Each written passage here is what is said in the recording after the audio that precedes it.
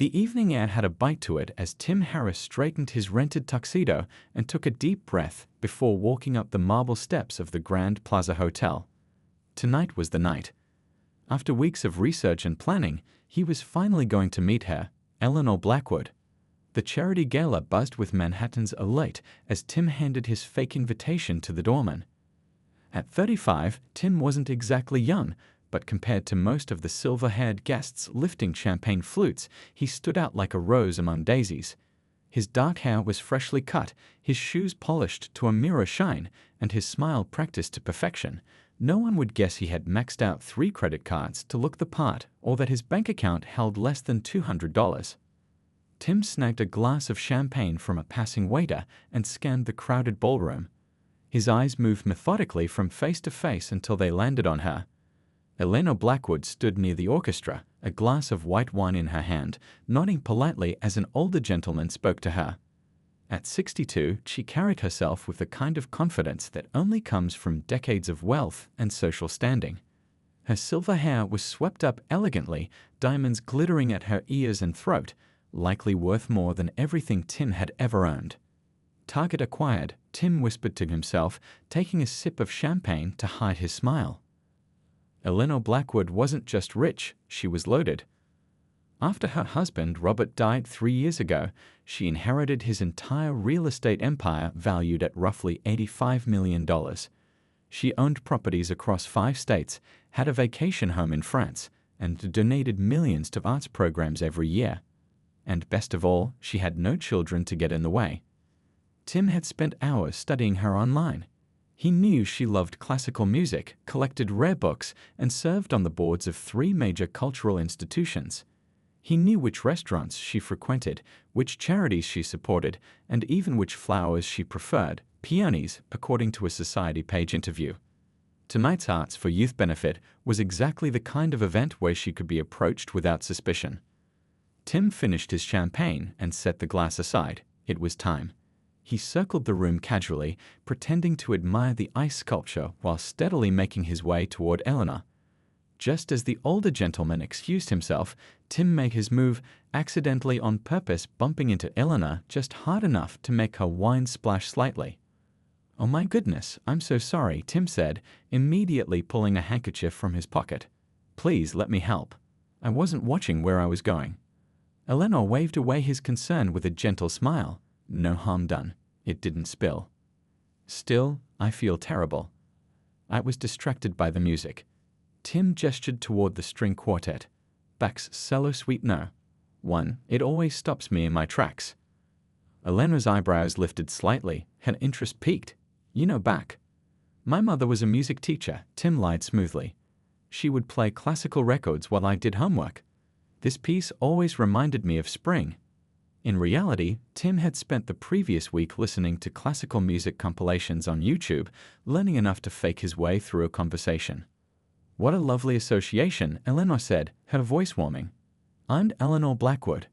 "Tim Harris," he replied, shaking her hand. "It's a pleasure to meet someone who appreciates good music. Most people here seem more interested in being seen than in the actual cause." Eleanor laughed, a genuine sound that made her face light up. "You're quite right about that. Aren't you involved with Arts for Youth?"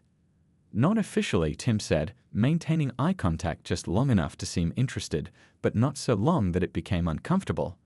"But I believe arts education changes lives.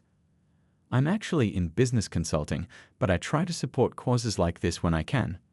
This was another carefully crafted lie. Tim had been fired from his job at a small marketing firm 3 months ago for borrowing company funds. Since then, he'd been living off credit cards and sleeping on his buddy's couch. But business consultant sounded respectable without being specific enough to easily verify. "What kind of business consulting?" Eleanor asked. "I help small to mid-sized companies streamline their operations and find new growth opportunities," Tim replied, reciting the vague description he had practiced. "But enough about work. Tell me about your connection to Arts for Youth. I noticed your name on the donor wall." And with that, Tim steered the conversation toward Eleanor's passions. He listened attentively as she described her late husband's love of music and her ongoing commitment to making arts accessible to underprivileged children. Tim asked thoughtful questions, maintained comfortable eye contact, and laughed at appropriate moments. When the conversation turned to books, Tim mentioned he'd recently read The Goldfinch, a novel he knew Eleanor had praised in a magazine interview last year. From there, they discovered a shared interest in historical fiction and architecture. Each coincidence was the result of Tim's exhaustive research, but to Eleanor, it simply felt like wonderful chemistry. "Would you like another drink?" Tim asked after they'd been talking for nearly an hour. "Actually, I should probably make my rounds," Eleanor said, sounding genuinely disappointed.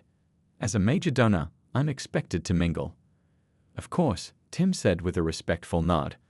"I wouldn't want to monopolize your time."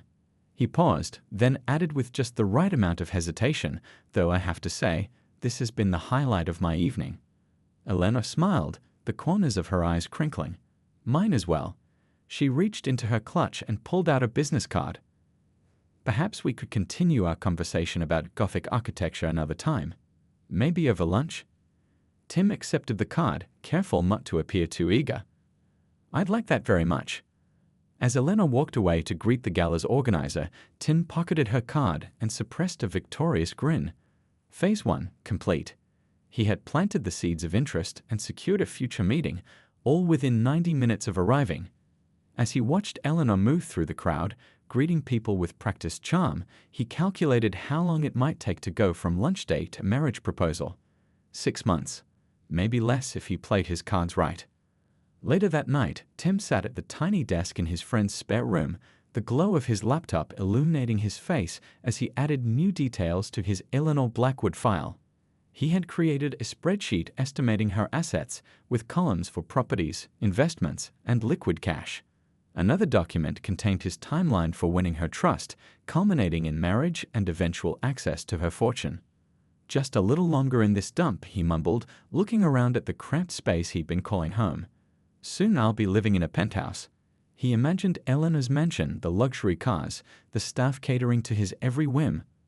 All he needed was patience and performance. Tim set his alarm for early the next morning. He needed to buy a few books on architecture before calling Eleanor to schedule that lunch. After all, details made the difference between an obvious con and a believable romance. And Tim Harris was nothing if not thorough. Tim checked his watch as he waited at La Belle, one of the most expensive restaurants in town. 6 months had passed since that first chance meeting with Eleanor at the charity gala. What had started as a lunch date to discuss architecture had blossomed into something Tim hadn't even dared hope for, a whirlwind romance that had the city's social circles buzzing with gossip. "Sorry I'm late," Eleanor said, sliding into the seat across from him. Her silver hair caught the light, and the simple pearl necklace at her throat probably cost more than a year's rent at Tim's old apartment.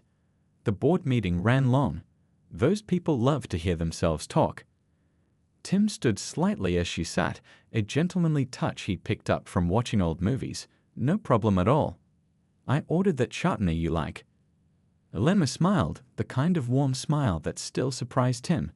Sometimes, in moments like these, he almost forgot why he was really here. "You're too good to me," she said, reaching across the table to squeeze his hand. "Impossible," he replied, the practiced line flowing easily from his lips. The waiter appeared with their wine, and Tim watched Eleanor take a sip. At 62, she was still beautiful in her way, not that it mattered. Tim had become an expert at pretending to be captivated by her stories, laughing at the right moments, and making her feel like the most interesting woman in the world. And it was working better than he could have imagined. In the past months, he'd moved from his friend's couch into Eleanor's guest house. "Just until you find a better place," she had insisted, though they both knew it was just a step towards something more permanent. His consulting business had conveniently hit a rough patch, giving Eleanor plenty of opportunities to help without making it feel like charity. "I spoke with David today," Eleanor said casually, referring to her son who was nearly the same age as Tim.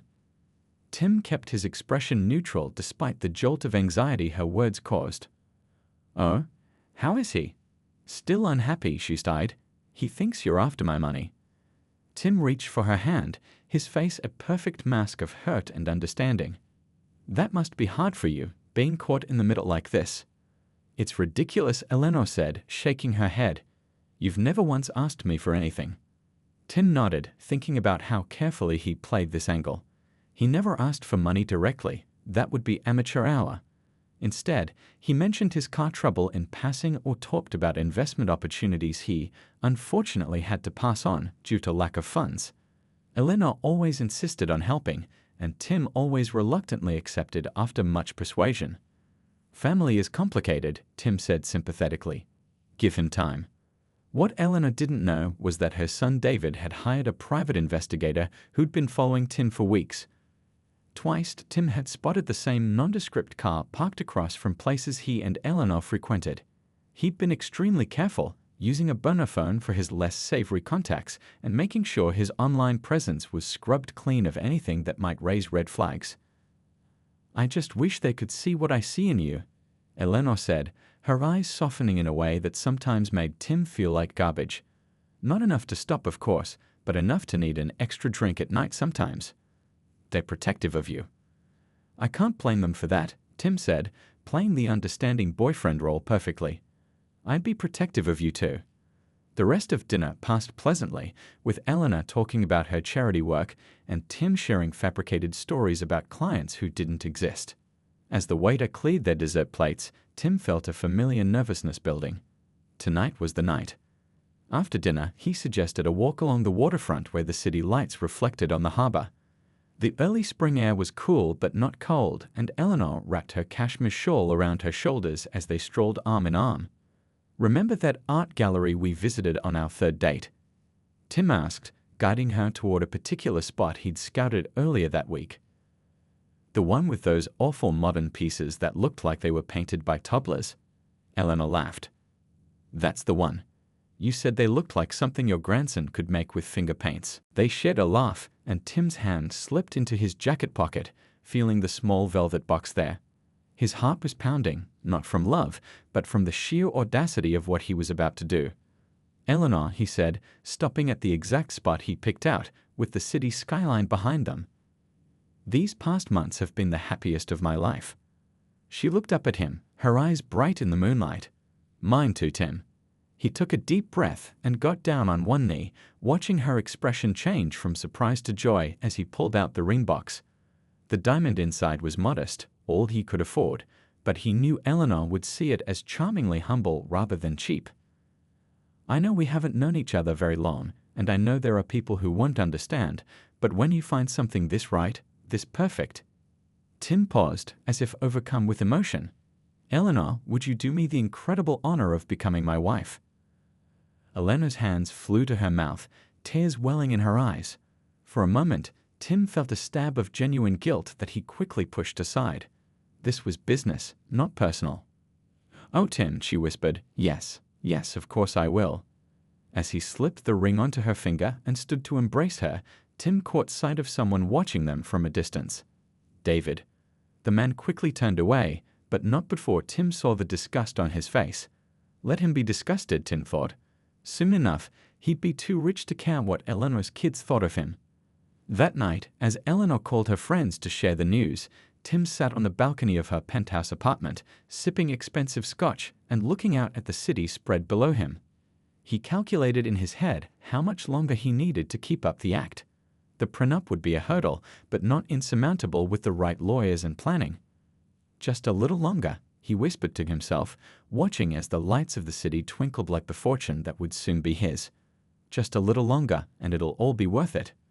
What Tim didn't see was Eleanor watching him from the doorway, a strange expression on her face, not quite suspicion, not quite sadness, but something in between that might have worried him had he noticed it. The morning of the wedding arrived with perfect weather, sunny and 75 degrees, not a cloud in the sky. Tim stood in front of the mirror in the guest house, adjusting his bow tie.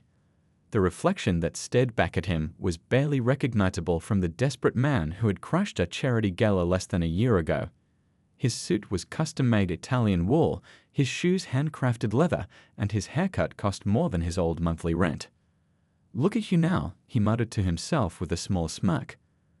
A knock at the door interrupted his self-admiration. It was Paul, Eleanor's driver, coming to take him to the main house where the ceremony would be held in the garden.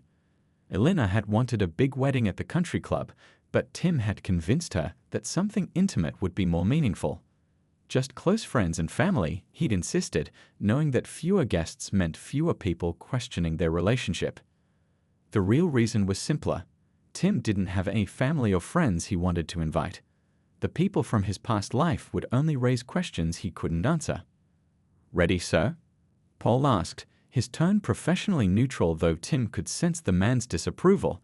The household staff had been coldly polite to Tim from the beginning, clearly seeing through his act. "As I'll ever be," Tim replied with a wink.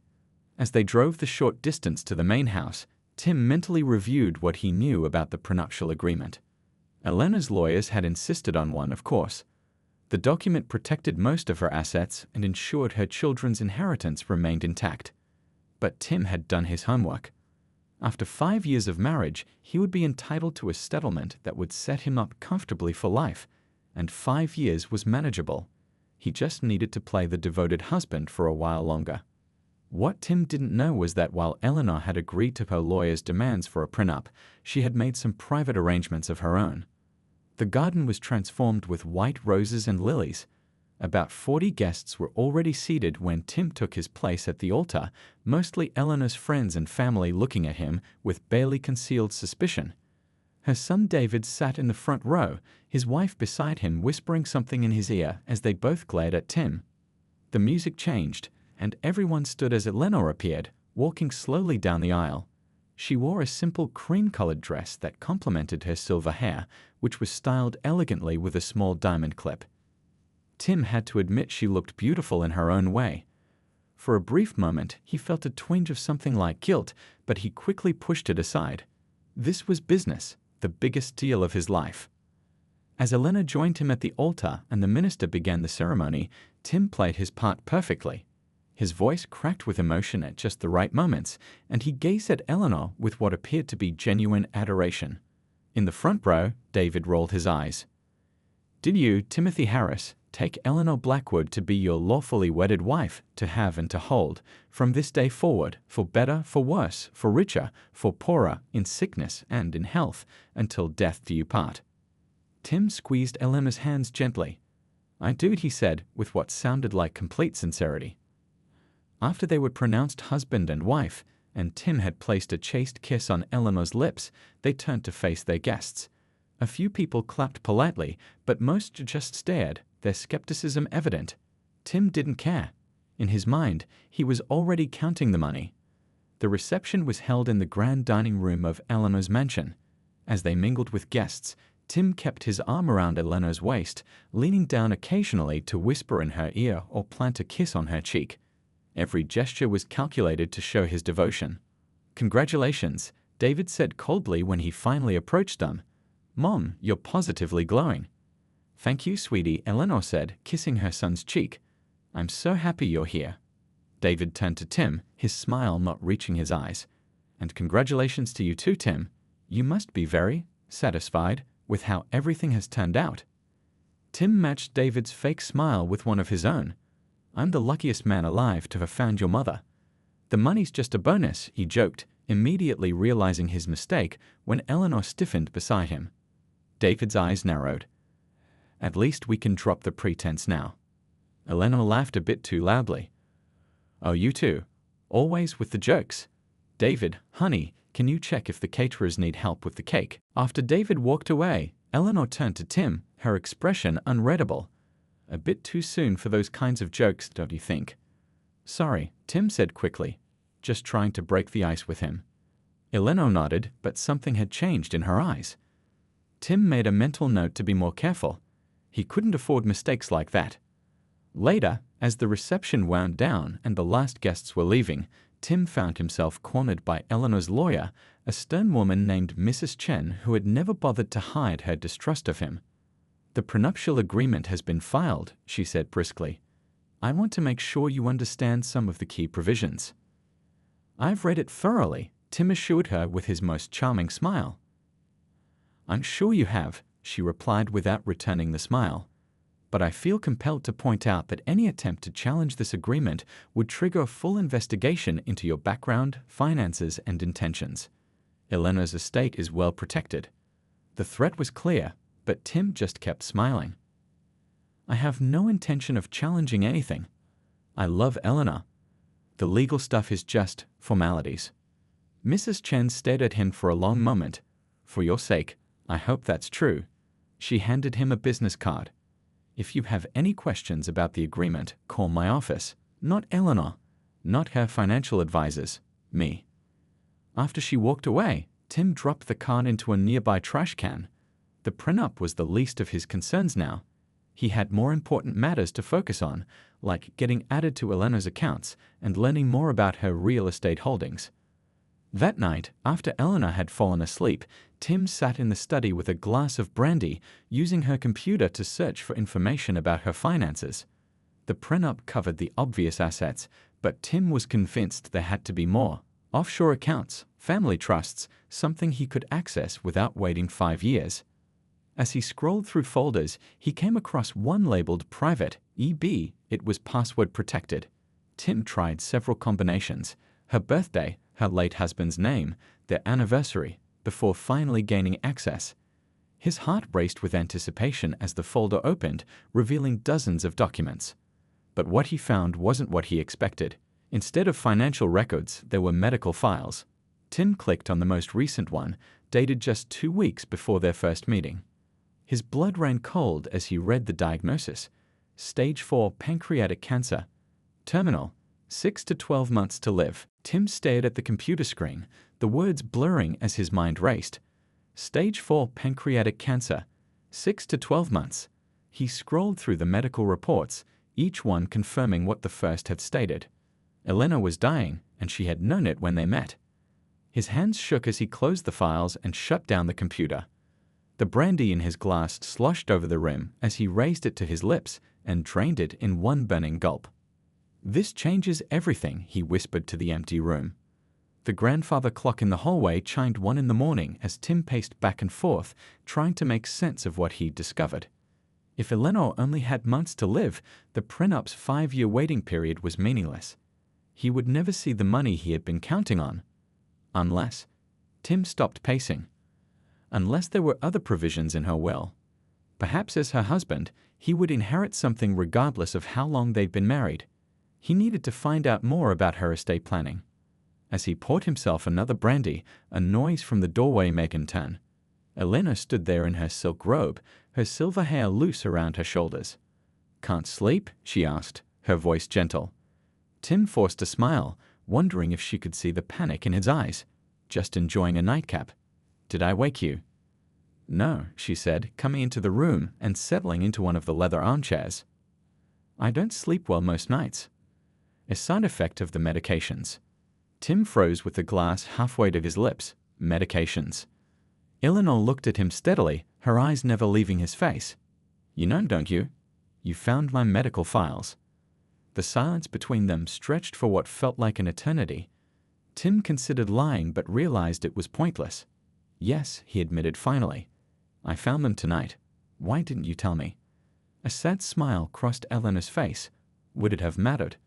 Would you have still married me if you knew I was dying? The question hung in the air between them. They both knew the answer. "How long have you known?" Tim asked instead of answering her question. "That I'm sick.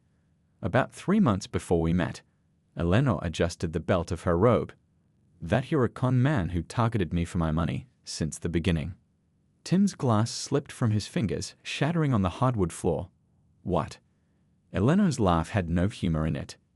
"Timothy, I've been married to one of the shrewdest businessmen in the country for 30 years. I've dealt with people trying to get close to me for my money my entire adult life. Did you really think I couldn't spot someone like you from a mile away?" Tim felt like the floor was tilting beneath him. "If you knew, why did you go along with it? Why marry me?" Eleanor rose from her chair and walked to the window, looking out at the dark garden where they had exchanged vows just hours earlier. "When the doctors told me how little time I had left, I made a list of things I wanted to experience before I died. Near the top was feeling young and desired again, even if it was just an illusion."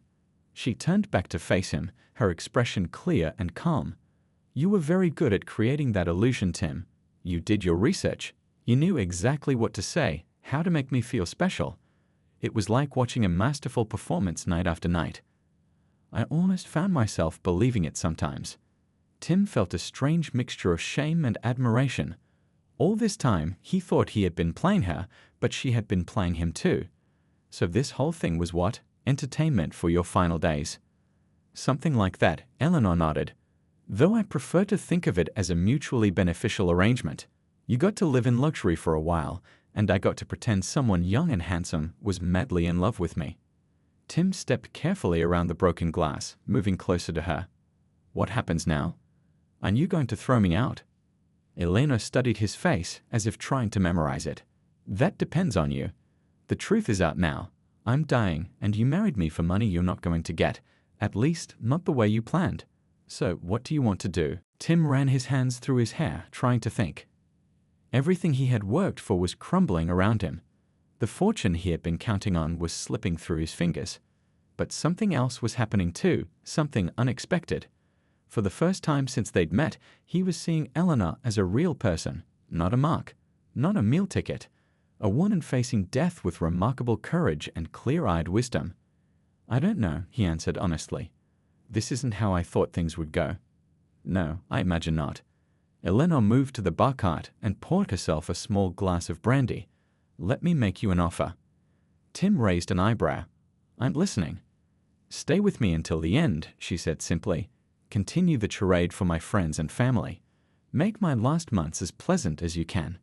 In return, I'll make it worth your while. How? Tim asked, his schemer's mind already calculating possibilities.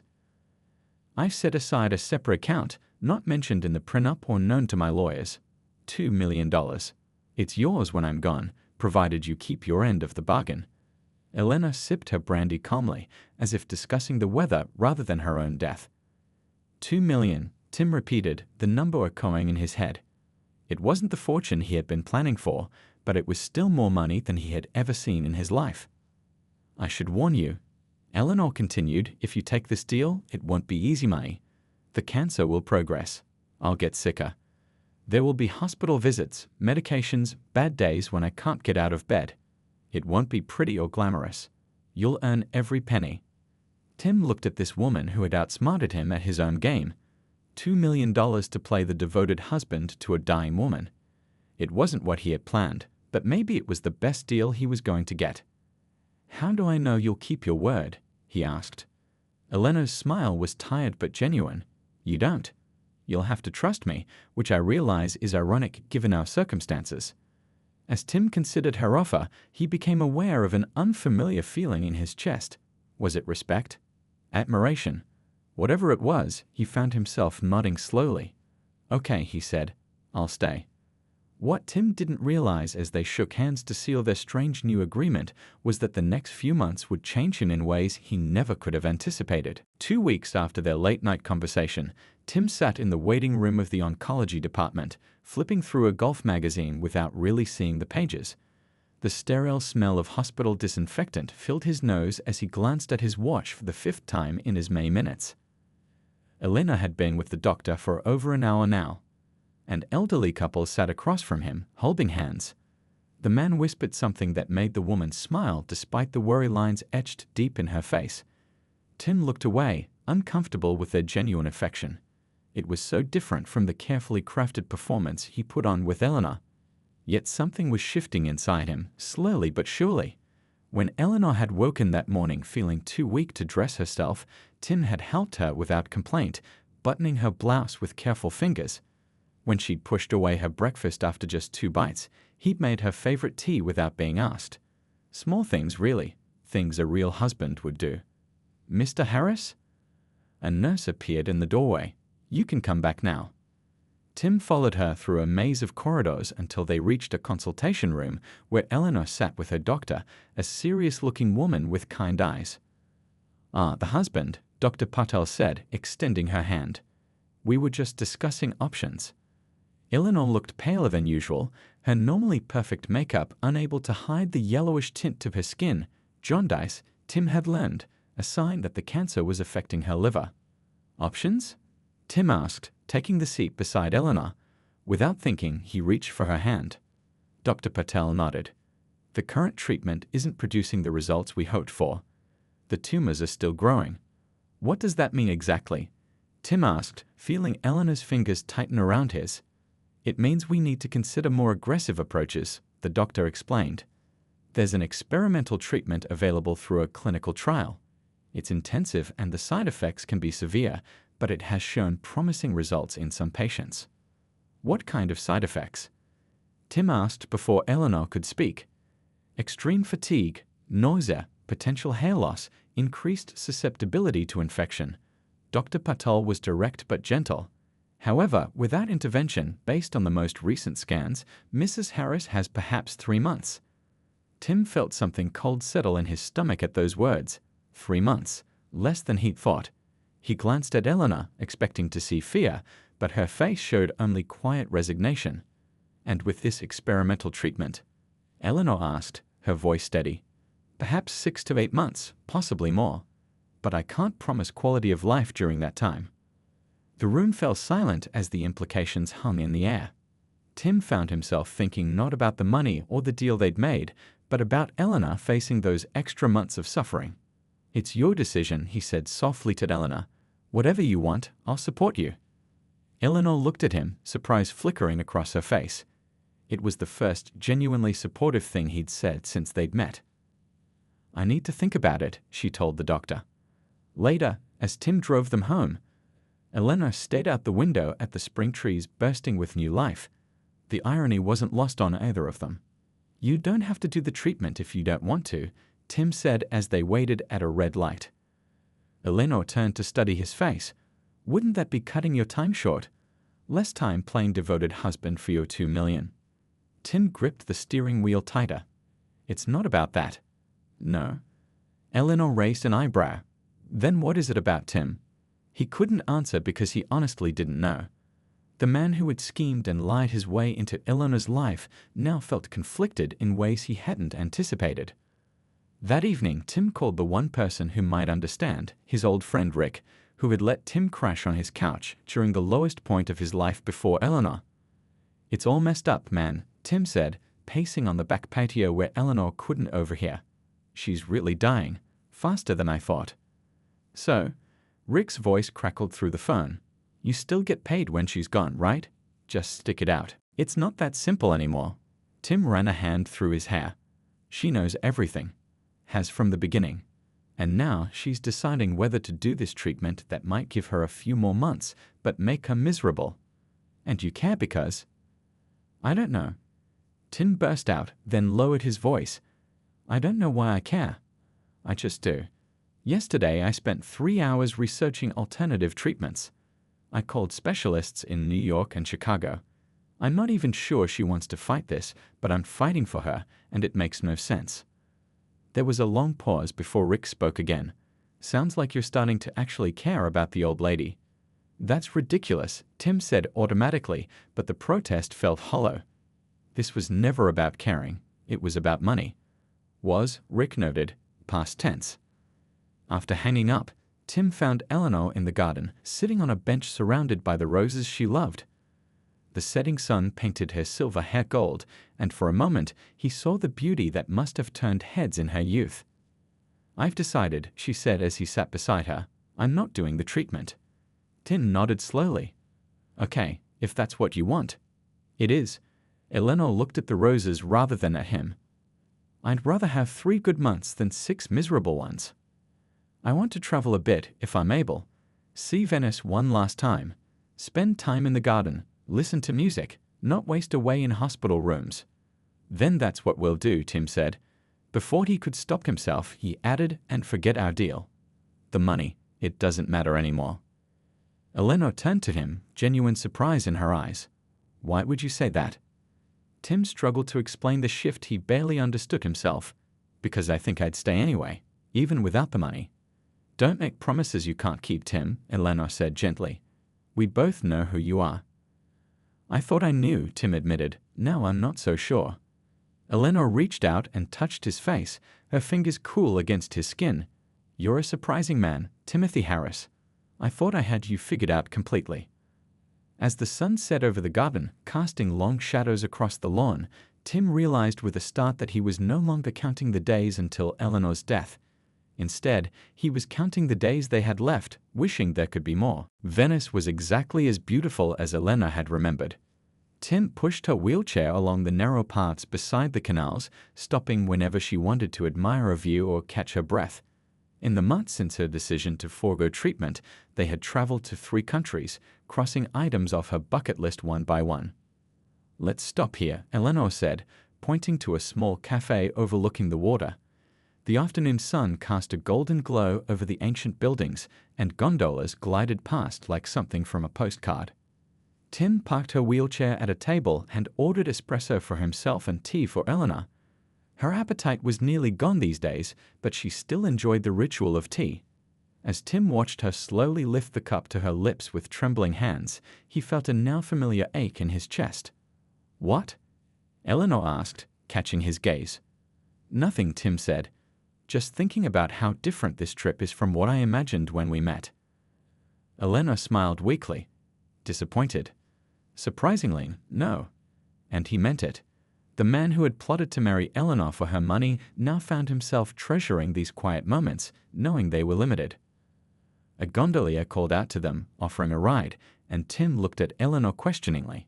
"Yes," she nodded. "I'd like that." Carefully, Tim helped Eleanor from her wheelchair into the gondola, holding her frail body close as she settled onto the cushioned seat. Her weight against him was almost nothing now, and the skin of her arms felt like tissue paper under his fingers. As they drifted along the canal, Eleanor leaned against Tim's shoulder. "Thank you," she said softly. "For what?" "For this, for making these last months better than they had any right to be." Tim felt his throat tighten. "I'm just keeping my end of our bargain." Eleanor looked up at him, her eyes still sharp despite her failing body. "We both know you've gone well beyond our bargain, Tim. You could have done the minimum, but instead, she gestured at the beautiful city around them. You've made my goodbye tour rather wonderful." Tim didn't know what to say. He had started taking pictures on his phone weeks ago, not as proof of his devotion for others, but as memories he wanted to keep for himself. Somewhere along the way, the act had become real. That night in their hotel suite, Eleanor had a bad spell.